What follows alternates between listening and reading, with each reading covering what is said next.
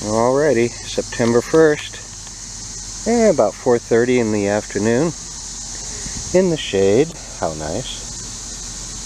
And in line where I probed privy number 1, privy number 2, I think I've probed out trash pit number 1, which is right where I stuck my stick the other day, right here. About 3 feet down, it felt like I hit something kind of crunchy. When I pulled up the probe, it looked rusty, reddish, like I might have a trash pit, is what I'm guessing. It doesn't feel like there's much depth to it, but then neither did these privies over here, which turned out to be very late privies. Whatever it is, I think probably goes to the house on the corner, because the house that it's behind wasn't here for too much later, you know. Well, actually it was here quite a bit later. I can't think. Can't speak straight. It's been so long since I probed a hole, I kind of forgot what it felt like. I've been probing this yard on Georgia Street for weeks. And it's as big as a city park. Oh God, and I can't find anything. So anyway, I thought I would poke this open real quick, see what's going on, and take it from there. So, that's where I'm at. And if I discover something is going on, I'll bring you with. Yep. Talk to you later. Bye. Well, okay, my my good buddy Randy Anonymous has for the last 5 minutes been banging on this thing. He's like, what the hell? And I went, what is that? And he goes, well, it's a piece of metal. And then I saw the color. And right up here is a lip. Yeah, big old freaking lip. And it's clay, it's pottery. You can see where he's been beating the shit out of it with a shovel. I don't think he actually cracked it. But I'm sure it's got a few dings in it. I think it's a big old food storage jar. Probably a couple of gallons. Anyway, it's either that or a big hunk of a sewer pipe. But doesn't look like the sewer pipe around here. It's usually kind of a dark brown clay. So anyway, I'm gonna grab a screwdriver and start to getting this bad boy wiggled loose, and then we'll bring you along. And that's the plan.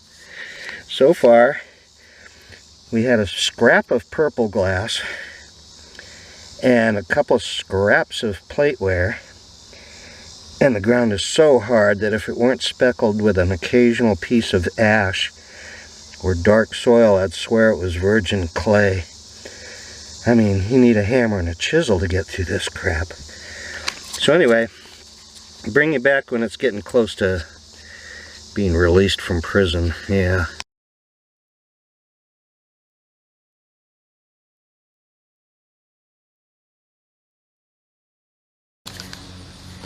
Alrighty, back at the dig site, September 2nd, about 10:30 in the morning, and I'm here to figure out what I'm doing here.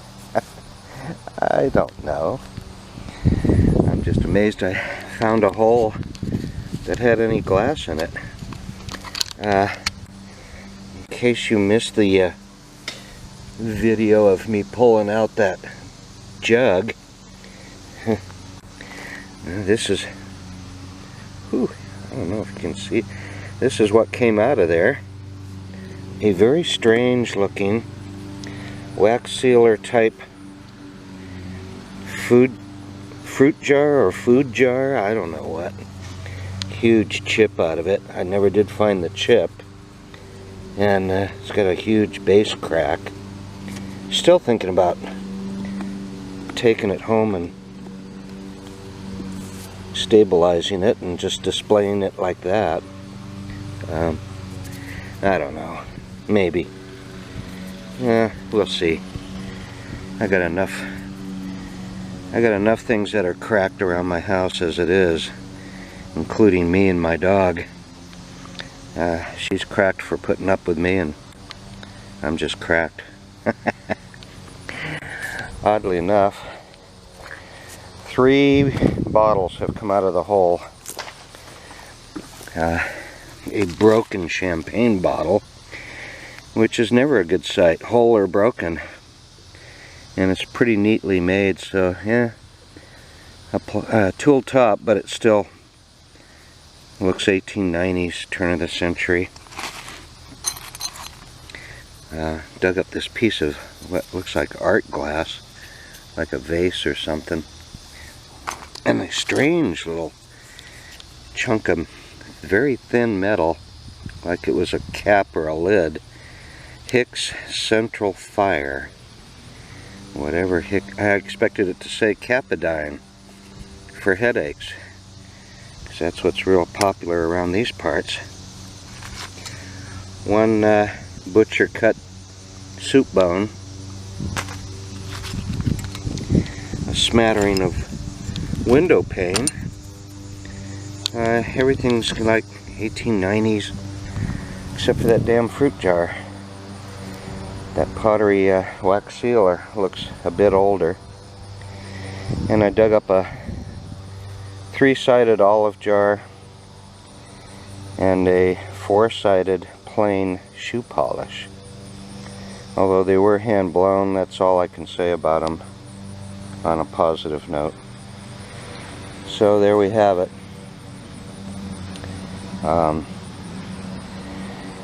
of a mind just to start filling it back in right now, but I think I'll poke around a little bit, see if my 5-foot probe can scare up another hole close by. That's one thing I learned. If you don't have bricks or rocks lining the walls, you know, angle probe around it.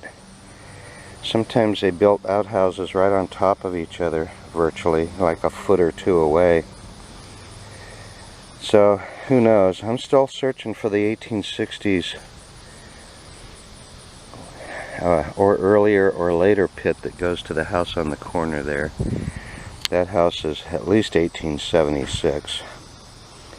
I expect much earlier, maybe late 50s. But the ground is so hard here.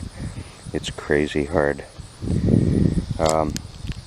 This was so hard getting down to any glass and softer area that I almost gave up. I almost convinced myself I was in virgin clay, but I could tell by the color that it wasn't.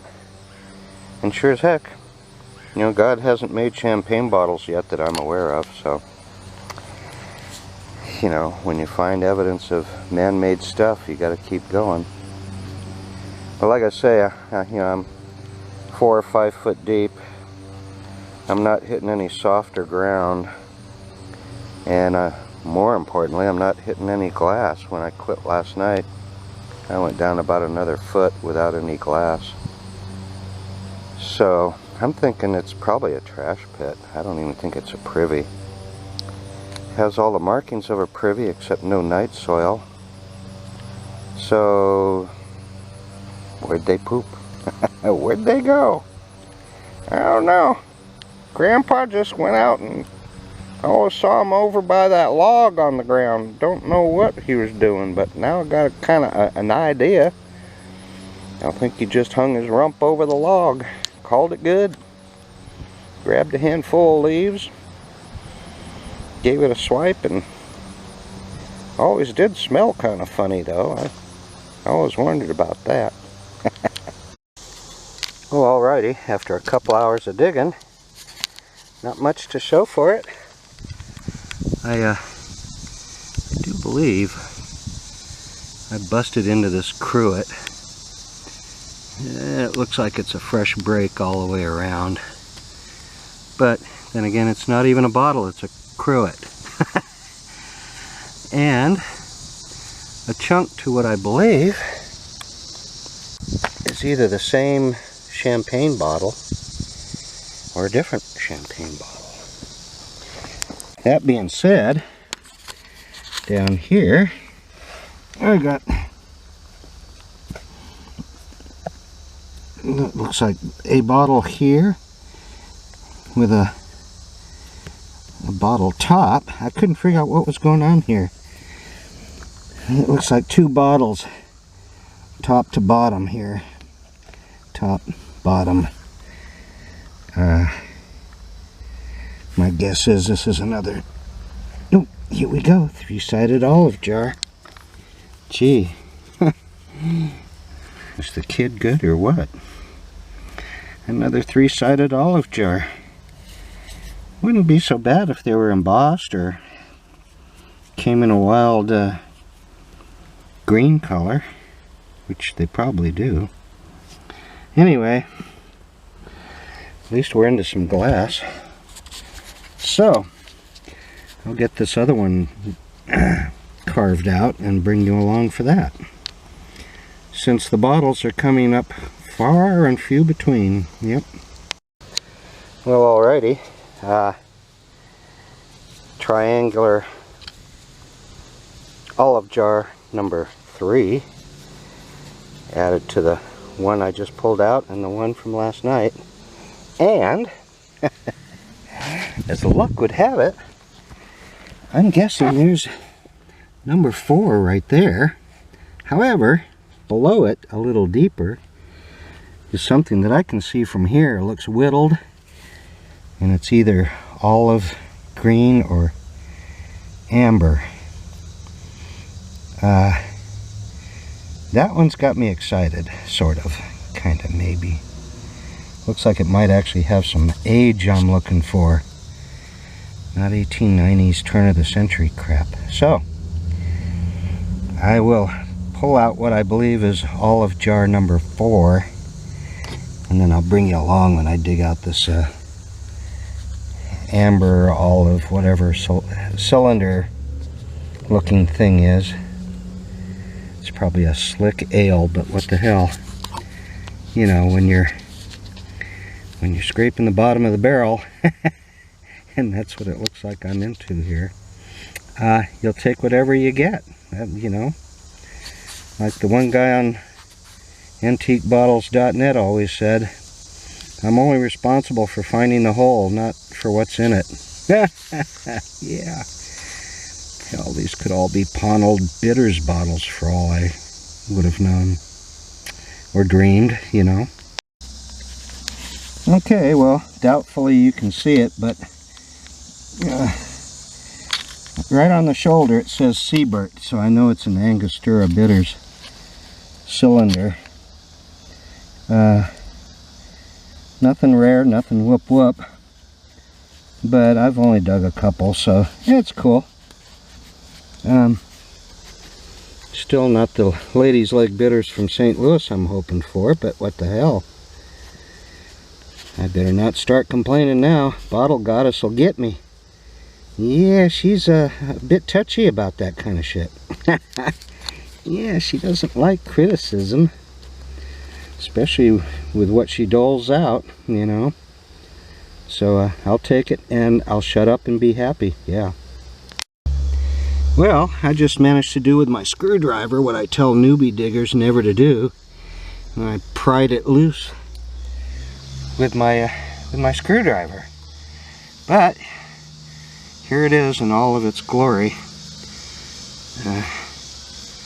Siebert, and I couldn't remember the rest of it, Hejos. Dr. J.G. I knew it was my initials backwards. J.G.B. Siegert. It's got embossing on the base. Berlin or something. I think that's where it's from. What do we got there?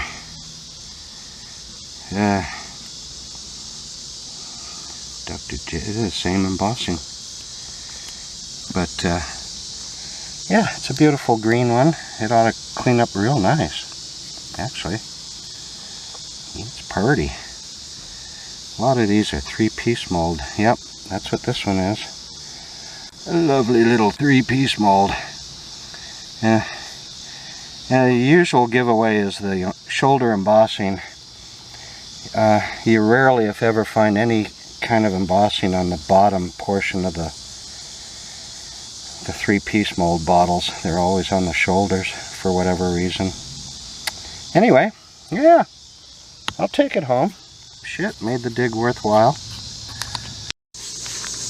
Yeah, so fresh out of the hole, hand cleaned, and it's hammer whittled.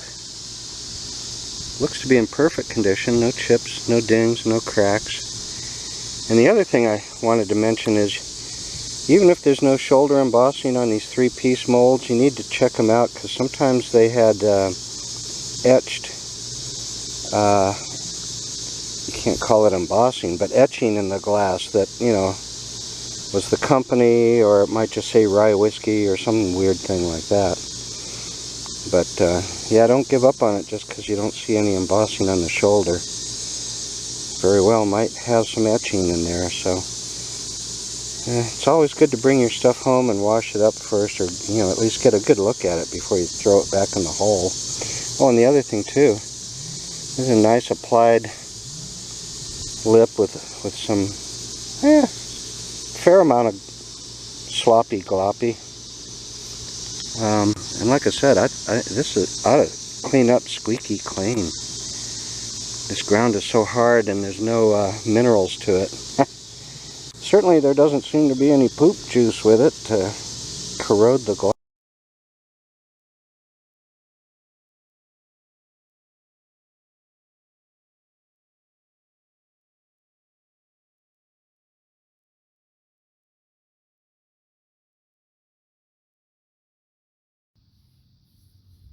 Now my camera's blinking out on me. What the hey? I don't get it. This bad boy came out. I was sure it was going to be embossed. Nice little indented panel on the front. Sides, not a stitch of embossing, although on one side panel, looks like it got peened out. I mean, looks like there might, I mean, you can see those little dots in there, like it had embossing in there. The only other embossed bottle is this Martin & Martin stove polish, which is funny. Keep from fire. Gee, what's near a stove? What's in a stove? Anyway, these guys are pretty common, at least in these parts. Dug up this lovely little pharmacy bottle, aqua colored. Aqua, they paid extra money for aqua, I think. But they were too cheap to emboss it. No matter, got a big crack in it anyway. And 1, 2, 3, 4, 5 more olive jars to make a grand total of 6, counting last night's. And one of these days, I'm going to dig up a coffin flask with some embossing on it. Apparently that's not going to be this day. And right next to it's a JoJo flask without the palmetto tree on it for a South Carolina dispensary. And that's the only JoJo flask I know of with embossing. If anybody else knows of any, I'd like to see one. Because I always liked the damn things, but no you know, they're never embossed except unless you're in South Carolina, which I never am. So there you go. Anyway, I'm relegated to filming on my damn cell phone, so there we are.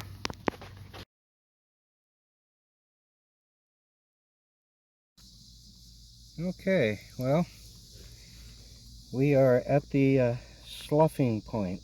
Actually, we've been at the sloughing point. For you newbies,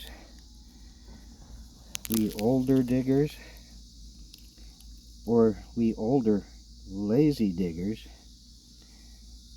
figure out where the bottom is and where the sides are and where the end is, and then we start sloughing backwards and digging down as deep as we can where we haven't before. Now this pit, boy, I sound like a broken record in this town, but for example, oh crap, hang on a second. The hell's my small shovel? Oh, for God's sakes.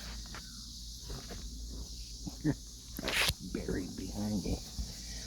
This shovel's only 2 feet tall. I can't lay it across the hole. And even less so back here. I mean, it gets crazy narrow. And yet these sides, as you can see along here, they're solid. They are solid. So, and this goes back about 5 feet from here. 6, 7, 8, 9, 10 feet long.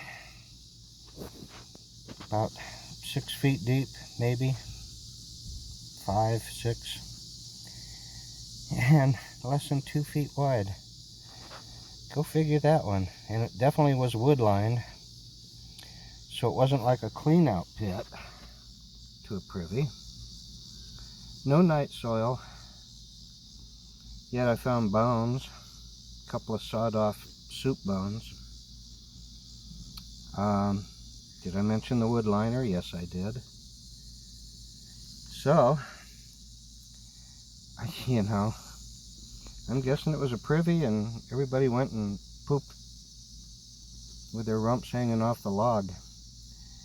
Don't go in the privy, that's Grandpa's spot. And apparently Grandpa never used it either. Oh God, anyway. So, behind me I got a little bit, I felt some glassy. And that's going to be about it. Whatever's that back behind me. About a foot deep. And we're done.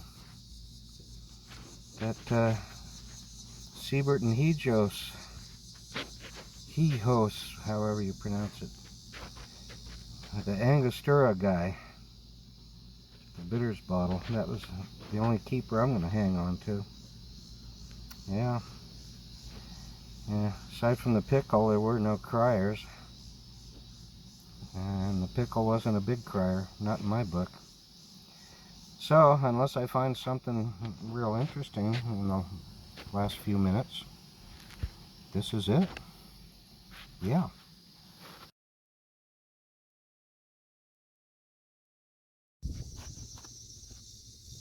Okay, so for whatever reason, my phone camera went on the fritz on me, and you did not video my extraction of the best bottle in the hole, which is this early smooth based Hamlin's Wizard Oil. Applied top, funky old, yeah, missed it. Although I think the one that I dug up broken on the other side of the hole was a little bit older. This one looks like a diagonal oh boy, I'm drunk again.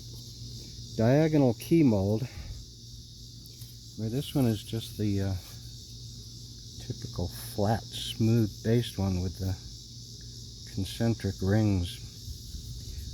I suspect the broken one was older. Yeah, hard to tell. Didn't get enough of it to see what the embossing looked like. Yeah. Last bottle out of the hole came out of the fill, this nice little diamond ink from Milwaukee with a cool later flared lip. And before those two came this really fairly crude looking, but I'm sure it's a tooled top. I'm guessing a bluing bottle. Some sort of utilitarian, who knows what, could have held anything kind of bottle. But it's fairly neatly made. You know, could have been worse. The only thing pawnelled, or close to pawnelled, was this art glass vase. I've been digging little bits and pieces of it. That would have been really pretty. An open pawnel that probably got refired a little bit. I don't know. It's not very sharp, but it's clearly open pawnelled. Yeah, barbershop bottles and vases and fancy ware. Got pawnelled well into the 70s, apparently, because I dig up a lot of bases. Oh, and a rare freshwater oyster, or oyster as we call them out west, hold for 2 buttons. They got 2 whole buttons out of that guy. Ain't that sweet? So that's it. Oh, and I did get this cool vase. Looks good from this side. Never did find the broken side to it. But, well, clean it up, stick it on a shelf. Nobody'd know any different. Probably could tape some fake flowers on the inside and voila. So that's it. We're done with this hole. Got me off the couch once again. That's kind of how it works these days. This season anyway has been, boy, this is a good hole compared to others this season. Yeah. And I'm still searching on this one lot, pre-Civil War. Big mansion. Gotta have some bottles somewhere. Anyway, that's it. Well, alrighty. Today is the recovery day, or day after this most recent dig from yesterday. I guess so, if it's the day after, right? Anyway, these are the only 3 that I've drug home. I left a bucket full of the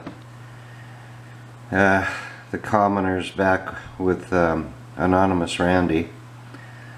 And first half-decent bottle out of the hole was Dr. Siegert. I keep wanting to call it Siebert. Siegert and Hejos. And near as I can figure, the name became Siegert and Hejos back in the mid-1870s. Apparently old man Siegert passed away in 1870 and his 3 sons took over at that point. And it remained JGB, Siegert and Hejos, whatever Hijos means. Doesn't seem to have any relevance to the 3 sons or, you know, anything I can figure out. But I guess it was like that for about 30 years. Then they changed the name again. It's been through a few name changes. But anyway, this one looks, you know, it looks 1870s, applied top, but it's hard to say because it's foreign. I don't think these were American made. They apparently, the sons moved to Trinidad, Venezuela. No, that's where they originated, was Venezuela. Trinidad. Anyway, and that's where Angostura came from, was the little town where Siegert, God, I still want to say Siebert, Senior was from. And so that's where they get the name Angostura, which I didn't know.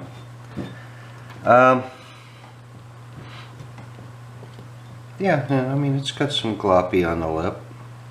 Cleaned up pretty good. Not as good as I thought it would. I'm going to have to tackle it some more. Same with the Hamlin's Wizard Oil. I think this is the first one, first large size I've ever dug. And without my glasses out in the field, you know, with this smooth